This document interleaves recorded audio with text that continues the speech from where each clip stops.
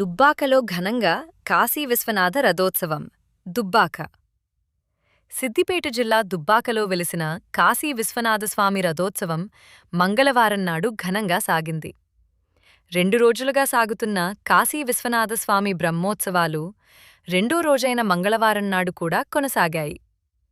ప్రతి సంవత్సరం 2వ రోజు ఉదయం కాశీ విశ్వనాథస్వామి ఉత్సవమూర్తిని రథంపై ఉంచి దుబ్బాక పట్టణంలోని ప్రధాన వీధుల గుండా స్వామివారి ఊరేగింపు నిర్వహిస్తారు. ప్రతి కూడలి వద్ద రథోత్సవం వెళ్లే దారిలో ఉండే భక్తులు తమ తమ ఇళ్ల వద్ద విశ్వనాథస్వామి రథాన్ని ఆపి మంగళహారతి ఇచ్చి తమ మొక్కులు చెల్లించుకుంటారు. హనుమాన్ భక్తులు, గ్రామస్థులు భక్తిశ్రద్ధలతో స్వామివారి రథాన్ని లాగుతూ విశ్వనాథస్వామి కీర్తనలు పాడుతూ భజనలు చేశారు.